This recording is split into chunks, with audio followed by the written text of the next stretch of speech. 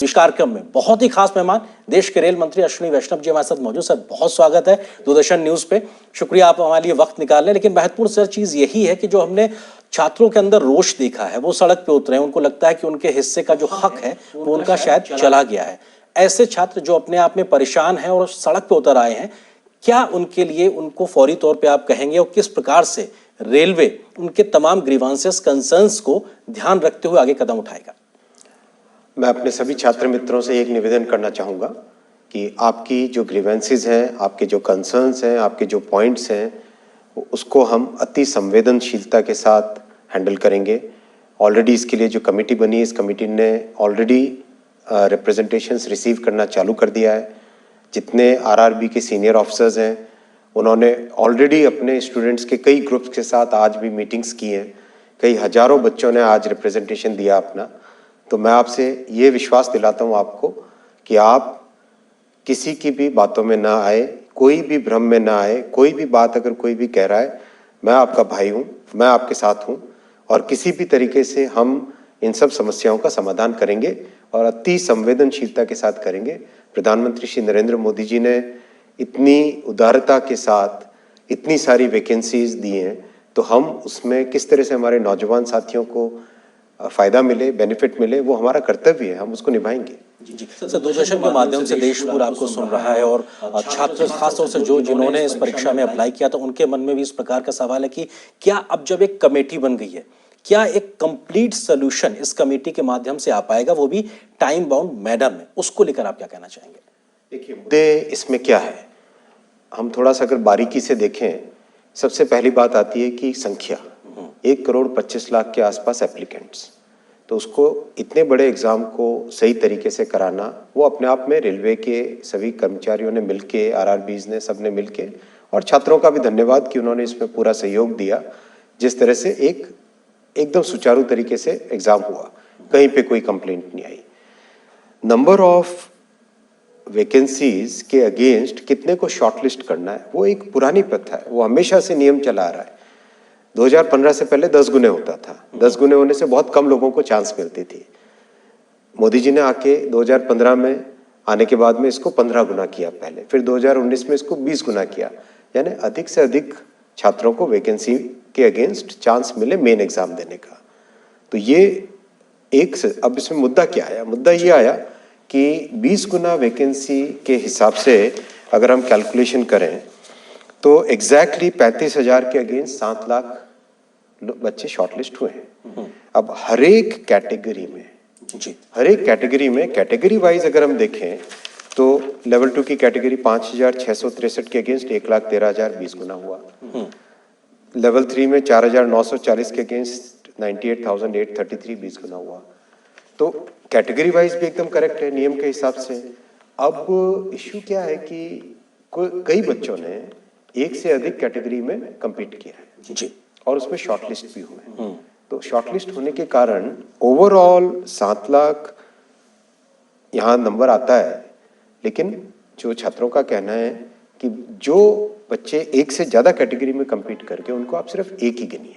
तो ये एक ऐसी चीज है जिसको समाधान किया जा सकता है। इसके लिए कोई सड़क पे उतरने की जरूरत नहीं है, इसके लिए कोई आग लगाने की जरूरत नहीं। रेलवे आपकी अपनी खुद की संपत्ति है। छात्रों से मेरा निवेदन है। सर आपने जो समाधान शब्द कहा, चिंता छात्रों को यही है कि वो समाधान क्या होगा, क्योंकि बहुत बड़ी संख्या में छात्रों को लग रहा है कि शायद उनके हिस्से का हक चला गया। तो क्या वो 20 गुना संख्या रहते हुए हर प्रकार के छात्र को उसको वाजिब हक मिल सके, इसको लेकर क्या समाधान हो सकता है? मिलता है कि इसका समाधान संभव है, और जिस संपर्क के साथ जो आज रिप्रेजेंटेशंस आए छात्रों के, उन छात्रों के रिप्रेजेंटेशन को देख के भी लग रहा है कि इसका समाधान संभव है। कमिटी बहुत ही सीनियर और एक्सपीरियंस्ड लोगों की है, जिन लोगों ने रिक्रूटमेंट में बहुत सारा एक अनुभव हासिल किया हुआ है। तो मेरा निवेदन है छात्रों से, मात्र 3 हफ्ते की बात है, 3 हफ्ते में आप सबके सब रिप्रेजेंटेशंस देंगे और 3 हफ्ते के तुरंत बाद इसका समाधान निकल जाएगा। मुझे विश्वास है कि इसका समाधान निकल जाएगा। सर एक कंसर्न ये भी है कि साहब एक बच्चे का एक से ज़्यादा जगह पे उसका नाम दर्ज है, जो 20% ज़्यादा या 20 गुना ज़्यादा आपने कहा कि जिन बच्चों को उस लिस्ट में एक तरीके से उनका नाम आया है। तो ये एक बच्चों को तर्क दिया जा रहा है, बच्चे तर्क इस बात को दे रहे हैं कि साहब ये उनके साथ अन्याय है क्योंकि एक व्यक्ति का नाम एक से ज़्यादा जगह है। तो ऐसे में वो अप्लाई या ज्वाइन तो एक ही जगह करेगा, लेकिन उसका नाम ज़्यादा होने से किसी और का हक मारा जा रहा है।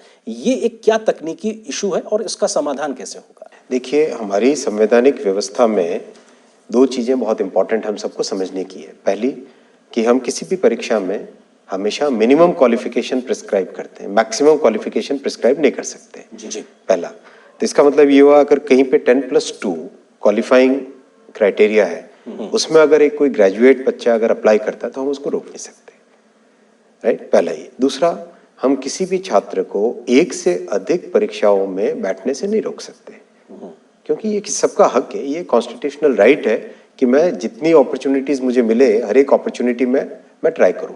ये सभी का एक रहता है, हम भी उसी प्रक्रिया से गुजरे हैं। हमने देखा है ये तकलीफ क्या होती है, ये दर्द क्या होता है, इसमें किस तरह से मानसिक तौर पे जो पेन होता है, जो टेंशन रहता है, जो एंग्जाइटी रहती है, वो मैं समझ सकता हूँ, बहुत अच्छे से समझ सकता हूँ। तो क्या इसका एक तार्किक, लॉजिकल और लीगल सॉल्यूशन निकल सकता है? मेरा मानना है हाँ, निकल सकता है सॉल्यूशन। सर एक बिल्कुल एक लेमन लैंग्वेज में ये तर्क दिया जा रहा है कि साहब 10वीं जो 12वीं पास बच्चों के लिए जो एग्ज़ाम कंडक्ट किया गया तो उसमें ग्रेजुएशन के बच्चे जब आएंगे तो वो बेहतर करेंगे और ऐसी स्थिति में उनका हक कहीं ना कहीं शायद चला जाएगा। ये बिल्कुल एक साधारण सी समझ पाने वाली, कही जा सकने वाली बात है। ये लगातार बड़ी संख्या में छात्र कह रहे हैं। ऐसे छात्रों को आप क्या कहेंगे? मैं कह रहा हूँ कि आपका रिप्रेजेंटेशन हमारे पास आ रहा है, आज ही आना चालू हो गया है। कमेटी ने ऑलरेडी फंक्शनिंग चालू कर दी है। कमेटी कल बनी, आज से फंक्शनिंग चालू कर चुकी है, कल से ही चालू कर दिया था फंक्शनिंग। आरआरबी सभी छात्रों के साथ मिलना चालू कर दिया ऑलरेडी। रिप्रेजेंटेशंस कितने सारे रिसीव हो चुके हैं, तो मुझे पूरा विश्वास है कि इसका सोल्यूशन निकलेगा। जी। सर महत्वपूर्ण चीज़ ये भी है कि किस तरीके से आप ये कह रहे हैं 3 सप्ताह तक एक समय, एक विंडो खोल के रखी है कि आपको वो अपने आप में देना है। महत्वपूर्ण चीज़ ये भी है कि अब जब 3 सप्ताह का समय है, आपने एक टाइम बाउंड तरीके से आगे बढ़ने की बात करी है, तो क्या ये 3 सप्ताह अपने आप में पर्याप्त होगा? कई छात्र इस बात को लेकर भी कह रहे हैं कि जब आपको इतना लंबा वक्त लग गया इस पूरी प्रक्रिया को कंडक्ट करने में, एग्जाम कंडक्ट करने में, तो क्या 3 सप्ताह में आप इतना बड़ी प्रक्रिया को फिर से कंडक्ट कर पाएंगे? कि 1,25,00,000 लोगों का एग्जाम लेना कोई छोटी बात नहीं होती है। जी। आप देखिए, बड़े बड़े एग्जाम अगर है, यूपीएससी का एग्जाम, जेई का एग्जाम, इन सब एग्जाम में संख्या लाखों में ही होती है। ये 1 करोड़ से ज्यादा का है, और उसको भी ढंग से कराना, एकदम बिल्कुल फेयर वे में कराना, ट्रांसपेरेंट वे में कराना, डेफिनेटली एक बड़ा काम होता है। ये मेरे ख्याल से सब बच्चे भी समझते हैं। मुझे बच्चों ने, किसी ने, मतलब जो मुझे फीडबैक मिला, जितना मेरा संपर्क हुआ और जो संवाद हुआ, उससे जो समझ में आया कि कंप्लेंट वहां नहीं है, मुद्दे दो हैं। एक मुद्दा जो अभी आपने 20 टाइम्स वाला बोला, दूसरा मुद्दा है ग्रुप डी का, कि आप इसको सिंगल फेज करेंगे या डबल फेज करेंगे। तो डबल फेज के पीछे सोच ये थी कि 1,25,00,000, उसमें भी 1,35,00,000 या 1,15,00,000 के आसपास एप्लीकेशन है, 1 करोड़ से अधिक है। तो उसे इतने बड़े एग्जाम में यूनिफॉर्मिटी कैसे लाए? आज मान लीजिए मैं अगर प्रीलिम एग्जाम दे रहा हूँ, उस दिन अगर मेरी तबीयत थोड़ी कमजोर रही, तो उस दिन मैं एग्जाम ढंग से परफॉर्म नहीं कर पाया, तो मेरे पास कम से कम एक और चांस होना चाहिए मेन एग्जाम के टाइम में ढंग से मेरिट में आ जाऊं, राइट? ये थॉट प्रोसेस के साथ 2 स्टेज किया गया था। लेकिन जो पुरानी सिस्टम था जिसमें सिंगल स्टेज में किया जाता था, और अभी जो छात्रों का रिप्रेजेंटेशन है, उसका भी एक समाधान निकल सकता है। ये कोई बहुत बड़े ऐसे मुद्दे नहीं है जिन मुद्दों पे सड़क पे उतरना पड़े। सड़क पे उतरे हुए छात्र ये भी कह रहे हैं कि जो सेकंड फेज में आपको जो प्रक्रिया अपनानी थी, आपने पहले ही फेज में अपना ली, इसकी वजह से भी उनको दिक्कतें पेश आ रही हैं। ऐसा नहीं है, सेकंड फेज फर्स्ट फेज तो दोनों ही कंप्यूटर बेस्ड टेस्ट होते हैं। आजकल तो वैसे भी एग्जाम सारे कंप्यूटर बेस्ड टेस्ट हैं, तो एकदम फेयर और रीजनेबल और ट्रांसपेरेंट तरीके से हो। तो सर चूंकि इतना बड़ा एग्जाम आपने कंडक्ट करा, इसमें 1.25 करोड़ के आसपास एप्लीकेंट उसमें आए, और उस एग्जाम को कहीं से भी कोई पेपर लीक की खबर नहीं आई, कहीं से इस प्रकार कोई खबर नहीं आई कि साहब इस प्रकार की कोई दिक्कत हुई है एग्जाम कंडक्ट करने की, तब जबकि कोविड चल रहा था। इसको तो हर कोई अप्रिशिएट कर रहा है। किस प्रकार का वो एक बड़ा चैलेंज था जो आप उससे निकल आए, लेकिन इस प्रकार की छोटी छोटी चीजों को लेकर अब दिक्कतें पैदा हो रही हैं? देखिए, जब इतनी कठिन परिस्थितियों में भी इतना डिफिकल्ट एग्जाम कर लिया है, तो इस प्रॉब्लम को भी सॉल्व करेंगे, आप निश्चिंत रहिए। और छात्रों को भी मैं कहता हूं कि आप छात्र भाइयों को मैं कहता हूं कि निश्चिंत रहिए, आप, इसका सॉल्यूशन निकलेगा। सर हमने देखा कि जो छात्र सड़क पे उतरे थे और उसके बाद में उनके साथ में पुलिस की कार्रवाई भी हुई। इसको लेकर भी बहुत ज़्यादा खबरें बनी, उस सबको लेकर रेलवे की संपत्ति का नुकसान भी हुआ। आप इस पूरे घटनाक्रम को किस तरीके से देखते हैं? क्या ये एक टाली जा सकने वाली एक स्थिति हो सकती थी? मेरा मानना है कि देखिए, कॉन्स्टिट्यूशनल व्यवस्था में हमें फंडामेंटल राइट्स पे हम बात करते हैं, लेकिन हमें अपनी खुद की स्वयं की ड्यूटी को भी देखना पड़ेगा। हम सभी नागरिकों को अपनी ड्यूटी को भी देखना पड़ेगा। पब्लिक प्रॉपर्टी को बचाना, चाहे रेलवे हो, सड़क हो, कोई भी ऑफिस हो, कुछ भी हो, सड़क, एक स्ट्रीट लाइट भी हो, बचाना वो हमारी फंडामेंटल ड्यूटी भी है। मैं नहीं मानता कि हम देश में एक, जब देश का निर्माण कर रहे हैं तो इस देश के निर्माण में हम सबको अपना अपना रोल लगाना पड़ेगा। भगवान राम ने जब सेतु बनाया तो वो गिलहरी का भी एक रोल था। तो हम सबको अपना अपना रोल तो करना ही पड़ेगा। हम ये नहीं कह सकते कि हमारी ग्रीवेंस है तो हम कानून को हाथ में ले लेंगे, ये ऐसा नहीं होना चाहिए। जी। सर, एक बात ये भी कही जा रही है, इसको हम र्यूमर भी कह सकते हैं या सत्यता, आप उसके बारे में बेहतर बताएंगे, कि जिन छात्रों ने उतर कर विरोध किया या सार्वजनिक संपत्ति के नुकसान में जो कहीं एक आगे बढ़ चढ़ के मौजूद नजर आए, ऐसे छात्रों को क्या आगे से रेलवे की परीक्षा में भर्ती ना होने के लिए या नहीं हो सके ऐसा प्रतिबंधित किया जाएगा? इसको लेकर भी छात्रों में कई प्रकार की बातें चल रही हैं, आप स्पष्ट करना चाहेंगे कुछ? इसको स्पष्ट कर देगी, कोई दिक्कत नहीं है। जो भी पॉइंट आएगा कमेटी इसको बहुत एकदम स्पष्ट रूप से इस पे निर्णय लिया जाएगा। और हम बहुत संवेदनशील सरकार है, युवाओं को रोजगार देने वाली सरकार है, युवाओं का ध्यान रखने वाली सरकार है। और जिस तरह से एजुकेशन पॉलिसी, जो जितने मोदी जी ने जो इनिशिएटिव्स लिए, उनमें मेन फोकस कौन है? गरीबों का, युवाओं का, किसानों का। तो इसमें स्वाभाविक रूप है कि हम सॉल्यूशन को अच्छे से ही निकालेंगे। जी। सर, इस प्रकार के विरोध प्रदर्शन के बाद में हमने देखा कई राजनीतिक दलों की ओर से भी बयान आए। इस पूरे बात का या पूरे मुद्दे का राजनीतिकरण भी देखने को मिला। आपको लगता है कि इसको लेकर किस प्रकार की एक बयानबाजी आप लगातार देख रहे हैं जो राजनीतिक वजहों से सुनाई पड़ रही है? जिन लोगों के पास दूसरे मुद्दे नहीं होते हैं तो वो किसी न किसी मुद्दे में अपना निकालते हैं। मैं निवेदन करूंगा कि ये छात्रों का मामला है, देश का मामला है, इसको इसमें राजनीति न डालें। सर, आपने अपील पहले भी की थी, लेकिन ये राजनीतिक बयानबाजी थोड़ा बढ़ती दिखाई पड़ रही है अभी भी, क्योंकि उसके पीछे कई वजह भी बताई जा रही हैं कि एक छात्रों का एक बड़ा वर्ग है जिसके अंदर रोष है, उसको कैश करने की कोशिश दिखाई पड़ रही है। आपको लगता है कि इस सब चीज़ों से राजनीतिक दलों को ज़्यादा बचने की ज़रूरत है? मुझे विश्वास है कि छात्रों को मेरे द्वारा, मैं सब उन छात्रों को आज एक बार फिर निवेदन करता हूँ, हमारी नीयत साफ है, काम करने का इंटेंट हमारा साफ है। सरकार में प्रधानमंत्री श्री नरेंद्र मोदी जी ने देश को नव निर्माण की तरफ ले जाने वाला जो यज्ञ चलाया है, इसमें कहीं पर भी कोई भी हर किसी को जुड़ने की बात है, अलग होने की बात नहीं। तो मुझे विश्वास है कि छात्रों का हमारे ऊपर ही विश्वास रहेगा, चाहे कोई कितनी भ्रमित करने की कोशिश करे। सर, इस पूरे प्रोसेस के तहत जो नॉर्मलाइजेशन की प्रक्रिया को अपनाया जाता है, उसको लेकर भी सवाल है कि साहब, आप करना तो बेहतरी के लिए चाहते हैं, लेकिन कई बार उसकी वजह से कुछ छात्रों में भ्रम है कि शायद अच्छा स्कोर करने के बाद भी उनका नाम शॉर्टलिस्टेड लिस्ट में नहीं होता। इसको लेकर कुछ कहना चाहेंगे? नॉमिनेशन दुनिया के हर परीक्षा में होता है, करीब करीब हर बड़ी परीक्षा में होता है। और उसके बिना आप कैसे मैनेज करोगे किसी भी एग्जाम को? अगर 1 करोड़ संख्या है, एक सेंटर है, कितने, मतलब हजारों की संख्या में शिफ्टों में काम होता है। हजारों की संख्या में जब शिफ्टें हैं, कई 100 सेंटर्स हैं, तो उसमें नॉर्मलाइजेशन करना तो दुनिया के हर एग्जाम में होता है। भारत के आज की बात है क्या? ये तो 1970 1950 के समय से जब संख्याएं बढ़ने लगी, तब से नॉर्मलाइजेशन होता है। जी। सर, रोजगार के लिहाज से रेलवे एक बहुत बड़ा एक संस्थान है और अभी भी अगर देखा जाए तो कर्मचारियों की संख्या सबसे ज़्यादा बड़े एक परिवार के तौर पर देखने को मिलती है, और ये रोजगार के अवसर के लिहाज से भी एक बड़ा रिक्रूटमेंट की पूरी ड्राइव थी। ये जो सवाल अभी खड़े हुए हैं, भविष्य में ये सवाल ना खड़े हों, क्या इस पूरे एपिसोड से, इस पूरे घटनाक्रम से कुछ और ऐसे बड़े कदम हम भविष्य में देखेंगे कि ऐसी घटनाएं ना होने पाए? क्योंकि बड़े रिफॉर्म से रेलवे गुजर रहा है, रिक्रूटमेंट में भी एक बड़े प्रकार की प्रक्रियागत तकनीकी व्यवस्थाएं शामिल हो, क्या उसको लेकर कोई बड़ा उपाय? बात सही, इसमें तकनीकी व्यवस्था को और ज़्यादा सम्मिलित करना चाहिए, और इस पे सोच रहे हैं। इस पे काफ़ी इनपुट्स भी आए, कई सजेशंस भी आए, कई जो एकेडमिक वर्ल्ड से जो लोग इसमें एग्ज़ाम वगैरह के से बहुत अच्छा वास्ता रखते हैं, उन लोगों ने भी बहुत सारे सजेशंस दिए। जी, क्योंकि सर, आपने इस बात का कहा कि एक बड़ी एजेंसी को रिक्रूट करने में भी काफ़ी समय लगा, क्योंकि इतना बड़ा एग्जाम था। ऐसे में आप आईटी मंत्रालय की भी जिम्मेदारी संभालते हैं, तो आपको बेहतरी से पता है कि तकनीकी तरीके से चीज़ों को कैसे ईजिली लोगों के लिए उसको जोड़ना है। तो क्या हम उम्मीद कर सकते हैं कि जिस रिफॉर्म या एक बेहतरी के लिए आप कदम उठाना चाह रहे हैं वो देर नहीं लगेगी, बहुत जल्दी शुरू होगा? विश्वास है इस पे, मुझे विश्वास है। और हमेशा हमारा एम क्या रहेगा? हमारा एम रहेगा कि एग्जाम फेयर हो, रीजनेबल हो, कहीं पर भी किसी को इसमें ये संदेह न हो कि भाई मैंने जिस तरह की परीक्षा में जैसा परफॉर्म किया वैसा मेरा रिजल्ट आया या नहीं। वो एम एक रहेगा हर जगह। जी सर, आपने जो कमेटी गठित की है वो 4 मार्च तक अपनी रिपोर्ट आपको देगी, ऐसा आपने तय किया और आपने इस बात के भी संकेत दिए थे संभव हुआ तो वो पहले भी रिपोर्ट आपको दे सकते हैं। क्या लगातार आप इस प्रकार की व्यवस्था रखेंगे कि ताकि ये समय जो 4 मार्च का है ये पहले तो हो, बाद में ना होने पाए, मतलब वो समय और ज़्यादा बर्बाद ना हो?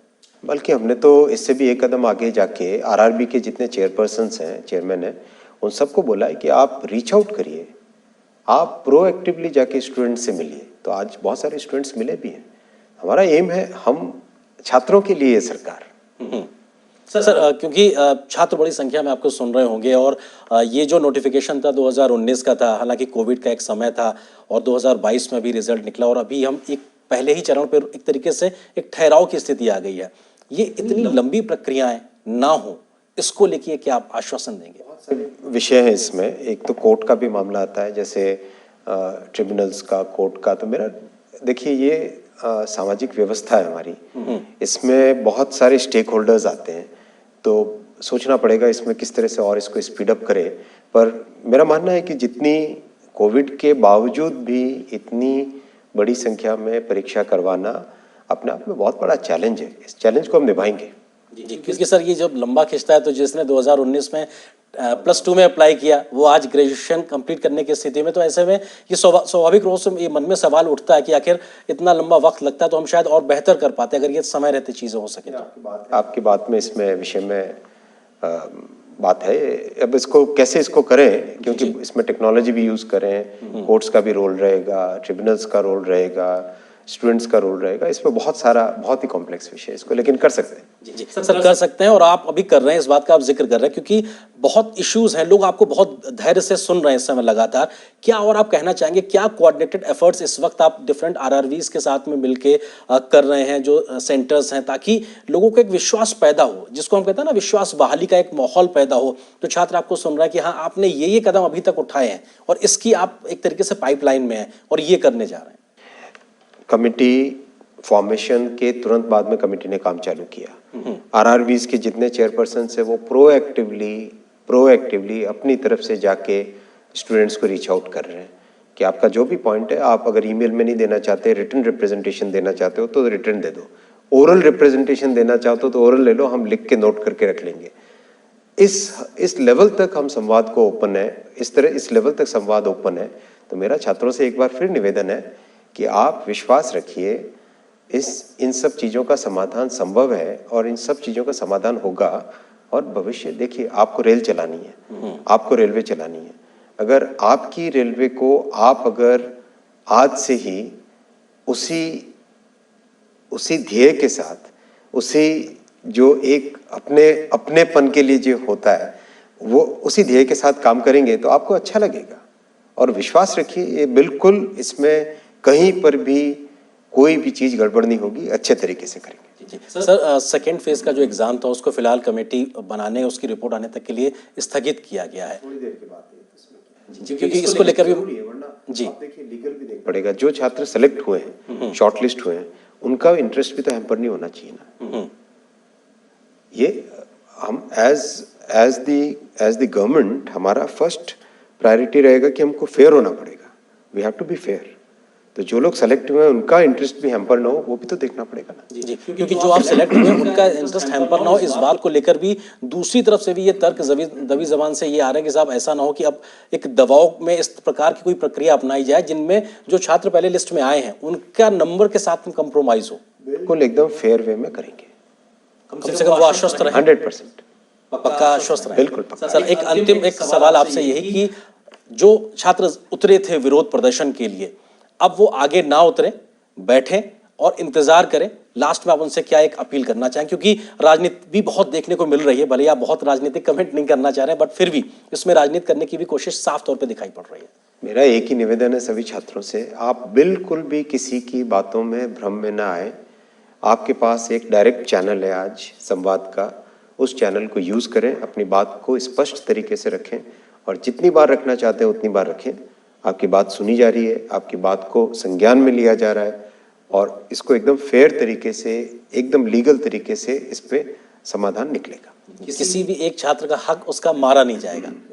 जी, बहुत शुक्रिया सर हमसे बात करने के लिए और इस विषय पे विस्तार से बात रखने के लिए, क्योंकि देश के बड़ी संख्या में छात्र ये जानना चाहते हैं कि रेल मंत्री और रेल मंत्रालय किस तरीके से इस विषय पे आगे काम कर रहा है और न सिर्फ अभी के लिए बल्कि भविष्य में भी ऐसा कोई स्थिति परिस्थिति पैदा ना होने पाए, ताकि ऐसी स्थिति आए कि छात्रों को सड़क पे उतरना पड़े। तो फिलहाल सर बहुत शुक्रिया हमारे साथ जुड़ने के लिए। रेल मंत्री अश्विनी वैष्णव जी हमारे साथ में जुड़े थे, उन्होंने तमाम बातों को विस्तार से रखा। तो इस विशेष कार्यक्रम खास मुलाकात में बस इतना।